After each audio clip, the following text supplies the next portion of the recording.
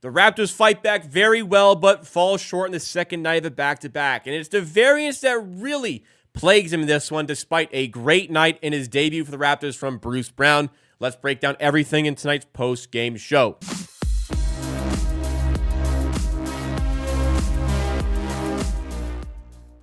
Reminder to everybody to hit that like button if you want to support the content, you're enjoying what you're seeing, and subscribe to the channel for Raptors content like this for every Raptors game out there. But tonight, it's hard to be too upset with this one. I feel like I was more upset for some reason about the Raptors' 24-point win yesterday than I am about this game, even though the Raptors put themselves in a bit of a hole here. I thought really the Raptors looked pretty good tonight. They kind of put themselves in a little bit of a hole. I mean, they went down by 10 in the first quarter, fought back well. They went down by 13 in the third quarter, fought back pretty well. But ultimately, the game was solid. The performance was solid overall. And it's kind of just a reminder of the NBA three-point shooting variance and how much that can change games. The Raptors yesterday against the Miami Heat hit 14 first-half threes, absolutely blew the Miami Heat away. Struggle a little bit shooting in the second half. Miami start to claw back a little bit. And tonight, the Raptors don't shoot the ball well. They go 0 of 9 from 3 in the first quarter. They go 10 of 38 in the game as a whole. So even without the first quarter involved, they still go 10 of 29 from 3 for the rest of the game. And that three-point shooting variance probably plagues them just enough. I know the Bulls didn't shoot the three ball well either, but that plus a little bit of extra turnovers, and the Bulls punishing the Raptors so much in those turnovers is the reason the Raptors can't get over the line. We're still seeing the difficulties for this team having to play without Jakob Poeltl. You know, at this point, with the trades having been made involving OG Anunoby and involving Pascal Siakam, the team is not really super invested into winning games this season. The team is not super invested into really challenging for things this season, to be fair. So there's not really a big reason to go out trading any significant assets in order to get a center. Once Poeltl's back and healthy, we won't really be concerned about that. But this is a game where you're really missing that center depth. Like, Jontay Porter did what he could. Thaddeus Young just wasn't the right matchup for him today. But Vucevic plays extremely well. It's a massive factor. And even Drummond was, even the little minutes he had was, on offense, a bit of a problem. But the Raptors at least were able to exploit him defensively. But what I mean for Vucevic here, Vucevic was great today. He's a plus 23 for the Bulls, highest alongside Coby White. He gets 24 points on 12 of 20 shooting, 13 rebounds. 4 of those were offensive rebounds. Just no real answer for him today. And Coby White and DeMar DeRozan continuously put pressure on the rim. We're missing defense overall. We know that the defense is very good, but once they got to the rim, nobody was really there to meet them. So DeRozan goes 9 of 20 with 24 points. Coby White goes 10 of 19 with 23 points. And, DeMar's 0 of 4 from 3. Vucevic is 0 of 3 from 3. Coby White is 1 of 6 from 3 in this game. So, Coby White goes 9 of 13 on twos. Vucevic goes 12 of 17 on twos. DeMar DeRozan goes 9 of 16 on twos. So there wasn't really a lot of resistance on these twos for the Raptors. And as a result, the Bulls get over the line and get the win. There were some impressive performances statistically for the Raptors still. Scottie Barnes, stat line-wise, looks phenomenal. I mean, he was phenomenal. 31 points, 11 of 18 shooting, 7 rebounds, 6 assists, 3 steals, 3 blocks. Where we have a bit of issue is the 6 turnovers. You really felt the turnovers.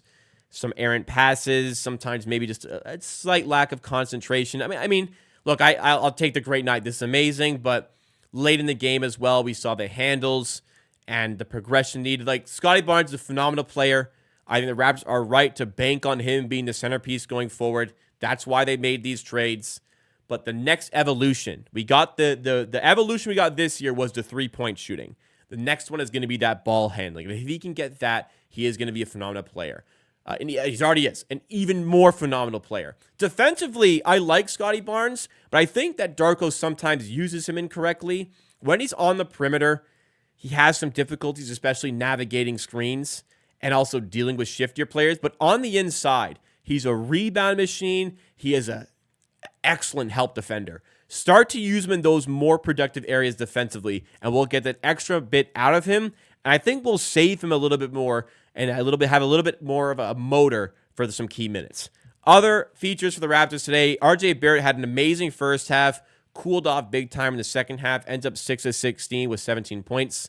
Emmanuel Quickley, another not-so-great game, 12 points, 3 assists, 3 rebounds, 4 of 10, minus 17 for Quickley. Quickley's a good defender, especially a smart defender off ball. His on-ball defense has been a challenge for the Raptors to navigate, I'll say. I think that's destined to improve when he has a big he can kind of usher his check towards, but kind of having to do it himself is proving to be a difficult task. And a lot of times it's been difficult to keep him on the floor for an extended period of time. Now, they did today for 35 minutes, but that's just something to keep note of with Emmanuel Quickley. Where we had big problems was when Jontay Porter really wasn't in minutes for some of the game. Thaddeus Young couldn't hang today. He goes minus 19 in his minutes. Not the right matchup for him, but needs must given the situation for the Raptors bench. Boucher had a productive game, good energy game, high rebounding game. The Raptors struggled rebounding early. Boucher made up for that. That's what you need Boucher for. Bruce Brown was incredible. For somebody who only became a Raptor like 36 hours ago, Bruce Brown goes 7 of 10, plays stellar defense, has 15 points, 7 rebounds. He was fantastic. And, as much as I'm a big Bruce Brown fan, as much as I love Bruce Brown, I still feel like he probably won't be here after this season. So maybe look to trade him, maybe look to get something out of him now. But if he's going to be here, he's going to help this team. He's a great player. And the fact that he paid Jontay Porter $10K for the number 11 jersey probably indicates that he might be here a little bit. We shall see. Team stats will kind of illuminate some of the issues that I have here. The game was kind of lost, because we shot poorly, the game was kind of lost on the turnovers. We go 26% on threes, as I said. I know they go 25%, but the Bulls were ruthless today. They got the extra possessions, take 8 more shots, do just enough with it, but mostly they do it with turnovers. We only had 2 more turnovers in them. 14's a lot of turnovers. They had 12. Only 2 extra turnovers, but the Bulls punished the Raptors with 21 points off turnovers, and the Raptors only had the 7. I think the stats have it. I don't know if I'm wrong, but no, I think it's backwards here. But the Raptors gave up 21 points off of their turnovers, which really gave the Bulls the edge in this game. And that's why we're looking at this game as a game that goes in the L column for the Raptors. Just a little bit sloppy on the turnovers. And as a result, the Raptors can't quite get over the line despite the good effort on the second night of a back-to-back. So once again, 10 games under 500 for this team. Kind of stings, but, we'll say it again. Losses, wins, not as important as the overall performance. We're seeing strides being taken. We know the defense is going to be a little bit suspect with this team, especially with Jakob Poeltl out. I think there are things you can use from this game to build on for the next one. Even with the lack of three-point shooting tonight, the Raptors still played well, still put on good offense. They didn't get the three-point shooting on their side today. If it's more of a neutral variant sort of three-point game, the Raptors probably win this game, but as it stands, they don't, and it is what it is. Upcoming schedule for the Raptors. This was a winnable game, but yesterday I didn't think they would win, so they split these two here. Upcoming now is the Knicks, the Grizzlies, the Clippers, the Hawks, and then the Bulls again.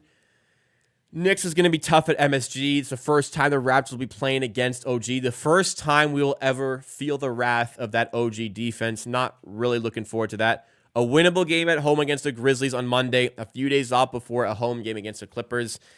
Tough stretch of games to navigate here, but it's not as much about the win-loss as I said. Can this team continue to play well, continue to kind of showcase their offensive talents and grow together? That's what we look to see. New era has begun for the Raptors. Let's see where it can take us, and we're along for the ride together, especially if you are subscribed to the channel. Join the Amateur Army today. Help us grow the channel, grow the brand, and join this great community of Raptors fans. And in return, you're getting all this great Raptors content for every Raptors game. Smash that like button if you enjoyed as well. We'll be back for that game on Saturday at MSG against those New York Knicks.